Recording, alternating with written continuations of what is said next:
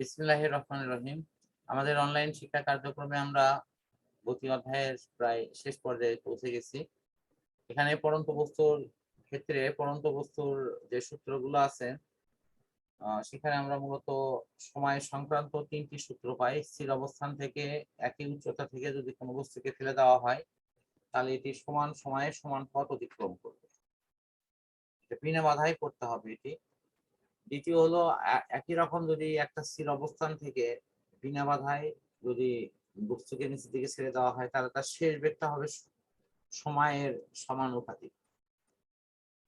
আর 3 নম্বর সূত্রটি হলো তোমার কোনো একটি অবস্থান থেকে উঁচু অবস্থান থেকে যদি বস্তুকে আমরা ফেলে দেই তাহলে সেক্ষেত্রে তার যে উচ্চতা সেই উচ্চতার সাথে সময়ের সম্পর্ক হবে হলো h ভেরিজিয়াস p স্কয়ার।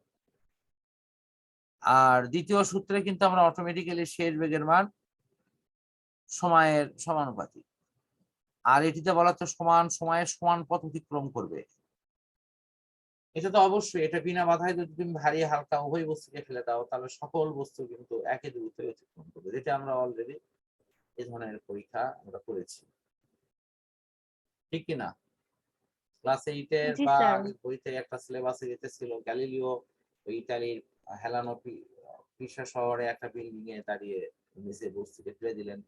ভারী এবং হালকা উভয় বস্তুকে ফেলছিলেন, কিন্তু হালকা বস্তুটা পরে পড়লো, ভারী বস্তুটা আগে পড়লো। কিন্তু এটা পরবর্তীতে ব্যাখ্যা দিয়ে দেখা গেল দুটো একই সময়ে ভূমিতে পড়তো যদি বায়ুমুক্ত পরিবেশে টিকে ফেলে দেওয়া। আশা করি এর মূল বক্তব্যটা বুঝতে পারছি। জি স্যার। আচ্ছা, এখন আমাদের মোটামুটি শেষ পর্যায়ে চলে আসা। এখন এই গতি সংক্রান্ত এই পড়ন্ত বস্তুর ক্ষেত্রে যে সূত্রগুলো আছে এই সূত্রের রূপ পরিবর্তনের বিষয়টি তো আশা করি তোমার সমস্যা হওয়ার কথা না। এখানে দেখো v = u + gt, এটা হলো এর জায়গায় c হয়েছে, h = ut + half at square, gt square আর কি, এর জায়গায় c আর s এর জায়গা হলো h।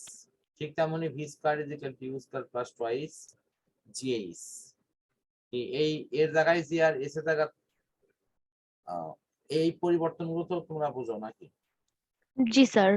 আচ্ছা, এখন তোমাকে আমি যেটা প্রশ্ন করি সেটি হলো যে এই পরিবর্তনের সাথে আরেকটি অঙ্ক অনেক সময় দেওয়া হয়, শূন্য বিচরণ কাল, তারপরে হলো তোমার পতন কাল, উত্থান কাল, তারপরে সর্বাধিক উচ্চতায় গমনের সময়, এই জাতীয় মানগুলো তো তুমি অনায়াসেই লিখে করতে পারো। জি স্যার। আচ্ছা, ঠিক আছে, তাহলে আমার মনে হয় যে আমাদের আলোচনা এটি আমরা মোটামুটি সমাপ্তির কাছাকাছি চলে আসছি।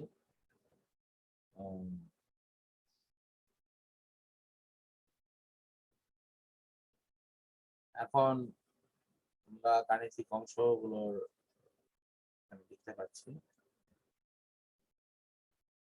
এরপর দলীয় কাজ আছে যেগুলো দল ধরে আসলে শিক্ষকদের তত্ত্বাবধানে এই কাজগুলো করতে হয়। দলীয় কাজের পর তোমাদের যথারীতি সৃজনশীল দেখানো হয়েছে, তার একটি কিভাবে লিখবা এই অপশন গুলো দিয়ে লেখা আছে। আমার মনে হয় আমরা আজকের পড়াটি শেষ করতে পারি। পরিশেষে আমি শুধু এইটুকুই বলবো যে গতি সংক্রান্ত এই অধ্যায়টি নরমালি পরীক্ষায় খুবই গুরুত্বপূর্ণ। এখানে নানান ভ্যারাইটিস অঙ্ক কিন্তু আমাদের পরীক্ষায় আসে। আমি কয়েকটি রকম এই প্রসঙ্গে বলছি, যেমন দুর্ঘটনা সংক্রান্ত অঙ্ক, প্রতিযোগিতা সংক্রান্ত অঙ্ক, পেছন থেকে কোনো শিকার যদি শিকারী যদি শিকারকে আক্রমণ করে সেক্ষেত্রে সে ধরতে পারবে কিনা, অথবা প্রতিযোগিতায় গাড়িগুলো পরস্পরকে কতবার অতিক্রম করবে, এই জাতীয় অনেক রকম সমস্যা কিন্তু, বিশেষ করে লেখচিত্র জাতীয় সমস্যাগুলো, এগুলো কিন্তু পরীক্ষায় প্রচুর আসে। এবং তুমি যদি বিগত 2-3 সালের প্রশ্নগুলো দেখো, তার ম্যাক্সিমাম প্রশ্নগুলো 2018, 19, 20 এই 3 সালের প্রশ্ন দেখলে দেখবা যে আস্তে আস্তে লেখচিত্রের একটা আধিক্য কিন্তু সেখানে আছে। আমি বলবো সেই আঙ্গিকে এটি যতদূর সম্ভব ইনশাআল্লাহ ভালো করার চেষ্টা করো, ঠিক আছে? এবং এবং প্রয়োজনীয় অংশগুলো তুমি এখানে অ্যাড করে নাও। আজকে আমাদের আলোচনাটি শেষ করছি। আল্লাহ হাফেজ।